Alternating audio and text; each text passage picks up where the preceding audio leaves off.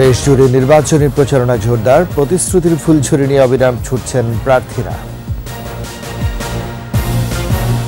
গ্রহণযোগ্য ও দৃষ্টান্তমূলক নির্বাচন উপহার দিতে চায় কমিশন, পেশি শক্তির ব্যবহার নিয়ন্ত্রণের নির্দেশ। নিউজিল্যান্ড সফর শেষে দেশে ফিরেছে বাংলাদেশ দল, সামনে আরও ভালো করার প্রত্যয়।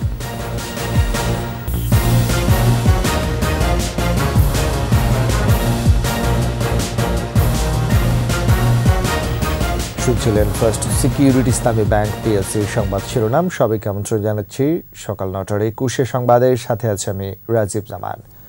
আর দর্শক, 21 টেলিভিশনের সংবাদ একই সাথে সরাসরি দেখতে পাবেন আমাদের ফেসবুক পেজ www.facebook.com/2124 অনলাইনে।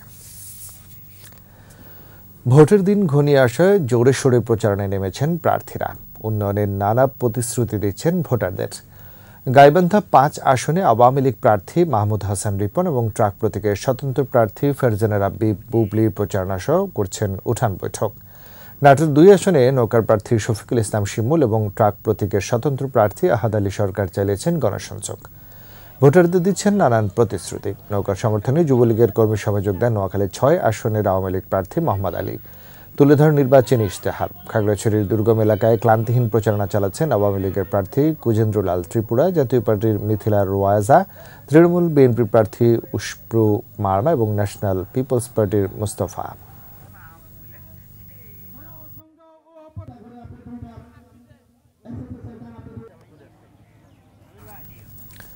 দর্শক, ময়মনসিংহ থেকে প্রচারণার খবর জানাচ্ছেন প্রতিনিধি আতর রহমান জুয়েল।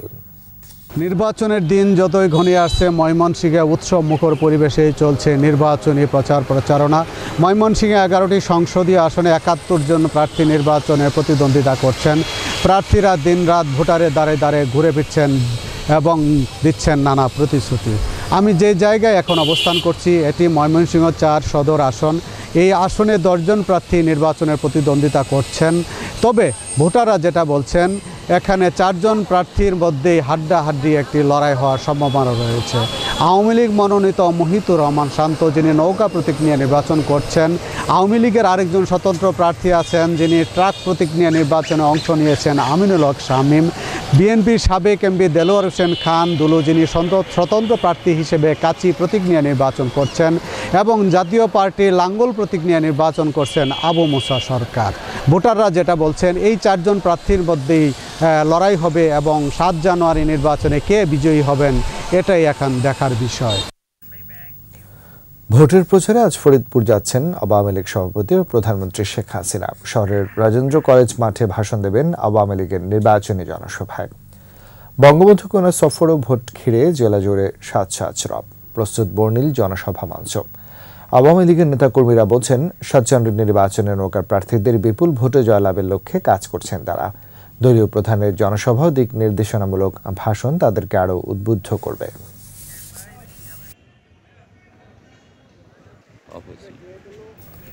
এবার আলোক হেলথ কেয়ার হাসপাতাল ভোটের খবর।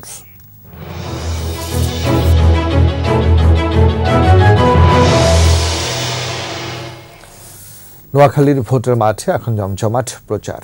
জেলার 6টি আসনের কয়েকটিতে আওয়ামী লীগের প্রার্থীর সঙ্গে লড়াই হবে স্বতন্ত্র প্রার্থীদের। তবে নোয়াখালী 5 আসনে অনেকটাই নির্ভর দলটির সাধারণ সম্পাদক ওবায়দুল কাদের। এই আসনে লড়ছেন জাতীয় পার্টি সহ 4 দলের প্রার্থী। ভোটাররা চান শান্তিপূর্ণ ভোট, উন্নয়নের ধারাবাহিকতার পাশাপাশি নোয়াখালীর বিভাগ চান তারা। বাকিটা জানাচ্ছেন আকবর হোসেন সুমন। উপকূলীয় জেলা নোয়াখালী গত 1.5 দশকের উন্নয়নে এখন বদলে যাওয়া এক জনপদ। উন্নত হয়েছে যোগাযোগ খাত। নোয়াখালী কুমিল্লা 4 লেন সড়কে কমেছে যানজট, যোগাযোগও সহজ করেছে। সবুজের বুক চিড়ে পাকা সড়ক চলে গেছে প্রত্যন্ত অঞ্চলে। এছাড়া উন্নয়ন তালিকায় যুক্ত হয়েছে প্রতি উপজেলায় মুক্তিযোদ্ধা কমপ্লেক্স, মডেল মসজিদ সহ বিভিন্ন সরকারি কার্যালয়ের নতুন ভবন। 5 উপজেলা এখন ভূমিহীন মুক্ত। জমিসহ ঘর পেয়েছে 3572 পরিবার। উন্নয়নে সন্তুষ্ট জেলার মানুষ 7 জানুয়ারি পছন্দের প্রার্থীকে ভোট দিয়ে নির্বাচিত করতে চান। আগামীর এমপির কাছে জেলাবাসীর চাওয়া নোয়াখালী বিভাগ ও একটি বিমানবন্দর। নৌকার জয় জয়কার শোনা যাচ্ছে এবং আমরা আশা রাখি এই দ্বাদশ জাতীয় সংসদ নির্বাচনে বিপুল বিজয়ের মাধ্যমে বাংলাদেশ আওয়ামী লীগ সরকার গঠন করবে। আমরা চাই পুরুষদের পাশাপাশি ওনাদের যে জব সেক্টরে ওনাদের যে প্রাধান্যটা ওইটা নারীরাও সেই সাপেক্ষে পাক, আর তার নারীদের প্রাধান্যটা অনেক বেশি পাক। আমরা তরুণ প্রজন্ম ডিজিটাল বাংলাদেশ থেকে স্মার্ট বাংলাদেশের বিনির্মাণে যারা কাজ করে যাবেন সেই ধরনের সরকারকে চাই। নোয়াখালী 1 আসনে আবারও HM ইব্রাহিমের সাথে লড়াই হবে সোনাইমুড়ি উপজেলার পদত্যাগ করা চেয়ারম্যান খন্দকার আর আমিনের। এ আসনে লড়ছে গণফ্রন্ট, জাসদ, বাংলাদেশ ইসলামিক ফ্রন্ট ও বাংলাদেশ কংগ্রেস। নোয়াখালী 2-এ 2 শিল্পপতির লড়াই। বর্তমান MP RTPর চেয়ারম্যান মোর্শেদ আলমের সাথে তমা গ্রুপের চেয়ারম্যান আতাউর রহমান ভূঁইয়া মানিকের লড়াইয়ের আভাস মিলছে এ আসনে। এছাড়া ভোটে আছে জাপা, জাসদ, কল্যাণ পার্টি ও PNF। নোয়াখালী 3-এ গ্লোব ফার্মাসিউটিক্যালসের MD মামুনুর রশিদ কিরণকে প্রতিদ্বন্দ্বিতা করতে হচ্ছে স্বতন্ত্র প্রার্থী মিনহাজ আহমেদ জাবেদের সঙ্গে। লড়াই আছে জাপা, জাসদ ও সাম্যবাদী দল। 4-এ বর্তমান MP একরামুল করিম চৌধুরীকে চ্যালেঞ্জ জানাচ্ছেন স্বতন্ত্র প্রার্থী অ্যাডভোকেট শিহাব উদ্দিন শাহিন। লড়াই আছে জাপা ও ইসলামিক ফ্রন্ট বাংলাদেশ। নোয়াখালী 5-এ আওয়ামী লীগ সাধারণ সম্পাদক ওবায়দুল কাদের অনেকটাই নির্ভর। এ আসনে ভোটে লড়ছে জাপা, জাসদ সহ আরও 4 দল। 6-এ মোহাম্মদ আলীর বিপক্ষে লড়ছেন জাপার মুশফিকুর রহমান ও সাংস্কৃতিক মুক্তিজোটের মোজাম্মেল হক। জেলার সবগুলো আসনেই জয় আশাবাদী জেলা নেতৃত্ব। বিএনপি জামাত উঠে পড়ে লাগছে, তারা জ্বালাও পোড়াও করতেছে, মানুষ করতেছে, আগুন সন্ত্রাস করতেছে, নানান ধরনের ধ্বংসাত্মক কাজ করতেছে। এই ধ্বংসাত্মক কাজগুলো তারা করতেছে শুধু ইলেকশনকে বানচাল করার জন্য। আর এসব হুমকি ধুমকিতে কোনো কাজ হবে না। ইনশাল্লাহ দেশের উন্নয়নের গতিতে চলবে। সুশীল সমাজের প্রতিনিধিরা জানালেন উন্নয়নের পক্ষেই রায় দেবে ভোটাররা। মাননীয় প্রধানমন্ত্রী ঘোষণা দিয়েছেন যে শহরের সুবিধা গ্রামেও তিনি পৌঁছে দেবেন।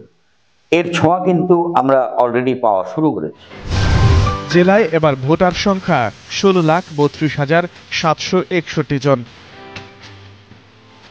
আকবর হোসেন সুমন, 21 টেলিভিশন। যে কোনো মূল্যে ভোট কেন্দ্রের শান্তি শৃঙ্খলা ও নিরাপত্তা রক্ষার নির্দেশ দিয়েছেন প্রধান নির্বাচন কমিশনার কাজী হাবিবুল আওয়াল। বলেন, নির্বাচনকে হালকাভাবে নেওয়ার কোনো সুযোগ নেই। ভোট বর্জনকারীরা সহিংসপন্থায় নির্বাচনের বিরুদ্ধে আচরণ করলে সংকট দেখা দেবে। সেই সংকট মোকাবেলা করে দায়িত্ব পালনের আহ্বান জানালেন সিসি। শৈলী শবনমের প্রতিবেদন। দ্বাদশ সংসদ নির্বাচন উপলক্ষে বঙ্গবন্ধু আন্তর্জাতিক সম্মেলন কেন্দ্রে জুডিশিয়াল ম্যাজিস্ট্রেটদের নির্বাচনী প্রশিক্ষণ কার্যক্রম উদ্বোধন করেন প্রধান নির্বাচন কমিশনার কাজী হাবিবুল আওয়াল। অনুষ্ঠানে যোগ দিয়ে কমিশনাররা বলেন, ভবিষ্যৎ প্রজন্মের কাছে আদর্শ ও অনুকরণীয় হয়ে থাকবে এমনই একটা সুষ্ঠু নির্বাচন উপহার দিতে চায় ইসি। অপরাধ যারা করবে তাদেরকে প্রতি আপনারা কখনোই ক্ষমাশীল হবেন না, কখনোই কর্তব্যের প্রতি আপনি অবহেলা করবেন না। আমরা এমন একটা নির্বাচন উপহার দিতে চাই যে নির্বাচনটা ভবিষ্যতের প্রজন্মের জন্যে, ভবিষ্যৎ যারা নির্বাচন কন্ডাক্ট করবে তাদের জন্যে অনুসরণীয়, অনুকরণীয় এবং মনে রাখার বিষয়বস্তু হয়। নির্বাচন পেছানোর এখতিয়ার কমিশনের নেই উল্লেখ করে সিইসি বলেন, নির্বাচন বিরোধীরা সহিংস পন্থায় ভোটারদের প্রতিহত করতে চাইলে সংকট দেখা দিতে পারে। যারা ভোটাধিকার প্রয়োগ করবেন ভোটার, তাদেরকে যদি বাধা প্রদান করা হয় তাহলে অবশ্যই সংকট দেখা দেবে। সেই সংকট মোকাবেলা আমাদেরকে করতে হবে। এই কারণে নির্বাচন আমাদেরকে নির্ধারিত পদ্ধতিতে নির্ধারিত সময় করতে হবে। নির্বাচনে কালো টাকার প্রভাব, পেশিশক্তির ব্যবহার কঠোরভাবে নিয়ন্ত্রণের নির্দেশ দেন সিইসি। কেন্দ্রের শান্তি শৃঙ্খলাটা রক্ষা করতে হবে যে কোনো মূল্যে। এই অফেন্সগুলোকেও কিন্তু প্রতিরোধ করে এই ভোটটাকে জনগণের কাছে সার্বিকভাবে এবং আন্তর্জাতিক সম্প্রদায়ের কাছে গ্রহণযোগ্য বা ক্রেডিবল করে তুলতে হবে। নির্বাচন যে অবাধ ও সুষ্ঠু হয়েছে তা আন্তর্জাতিকভাবেও প্রমাণ করতে হবে বলে উল্লেখ করেন প্রধান নির্বাচন কমিশনার।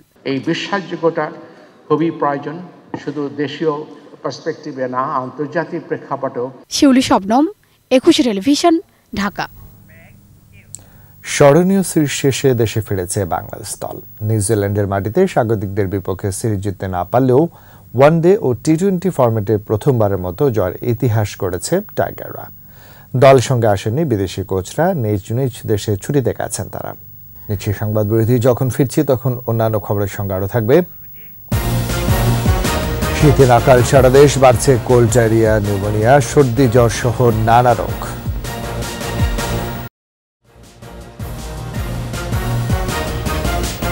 আবারও সকাল ৯টার ২১ সংবাদে। শীতে নাকাল উত্তরাঞ্চল সহ সারা দেশ, বাড়ছে কোল্ড ডায়রিয়া, নিউমোনিয়া, সর্দি জ্বর সহ শ্বাসতন্ত্রের রোগের প্রকোপ। ভিড় বাড়ছে হাসপাতালগুলোতে, বেশি বিপাকে শিশু, বৃদ্ধ আর খেটে খাওয়া মানুষজন।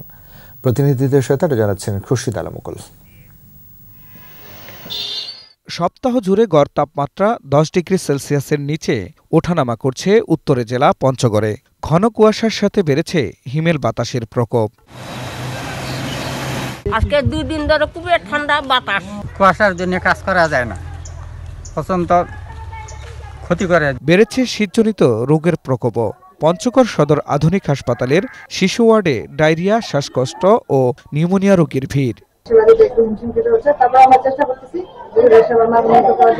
শীতজনিত রোগও অনেক বৃদ্ধি পেয়েছে। প্রতিদিন আমাদের সকাল হসপিটালের আউটডোরে প্রায় 2 থেকে 250 শিশু আসে। তার মধ্যে যারা অল্প অসুস্থ তারা চিকিৎসা নিয়ে চলে যায়, যারা বেশি অসুস্থ তাদেরকে ইনডোরে ভর্তি করা হচ্ছে।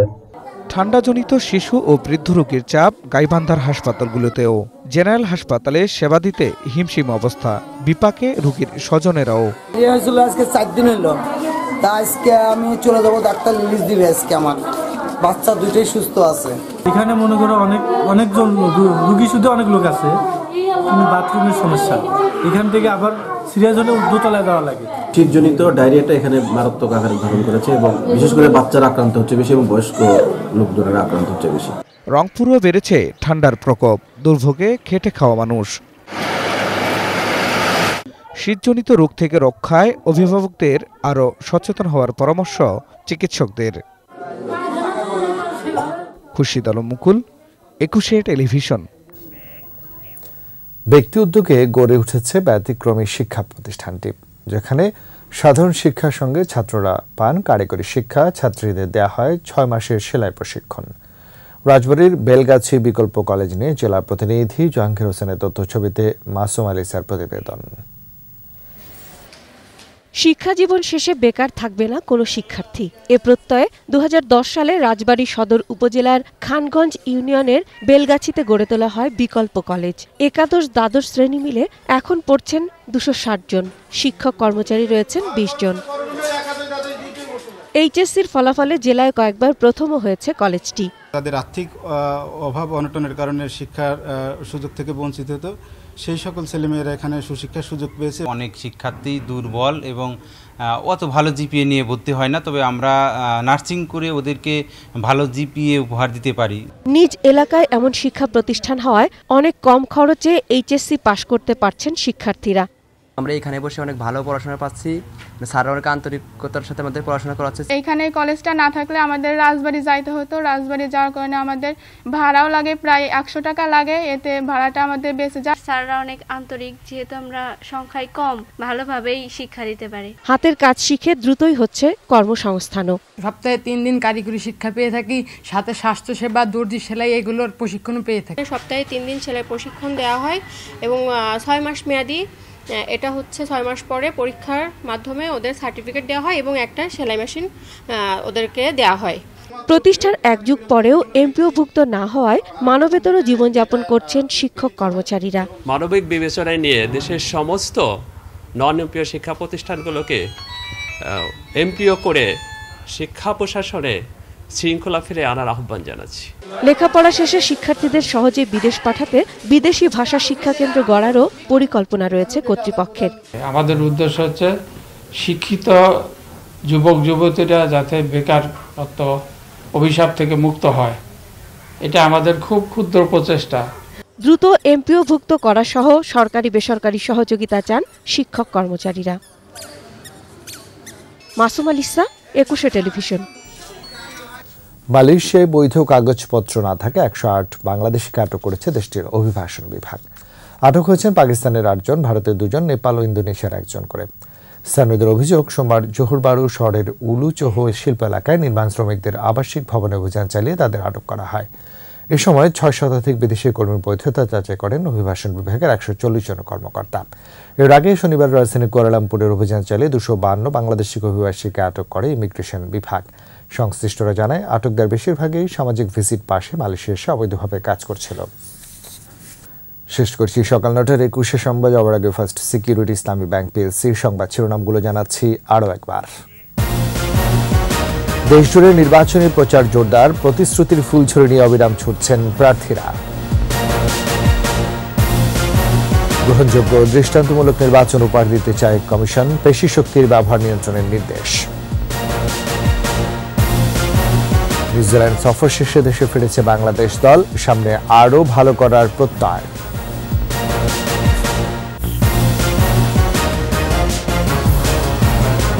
সবশেষ খবর জানতে ডায়াল করুন 2021 নম্বরে, আর ভিজিট করুন 21.com এর ওয়েবসাইটে। ছাড়া ফেসবুকে ভিজিট করতে পারেন facebook.com/2124 অনলাইনে। এতক্ষণ সাথে থাকার জন্য ধন্যবাদ। পরবর্তী সংবাদ বেলা 12টায় দেখার আমন্ত্রণ রইল। 21-এর সাথে থাকুন।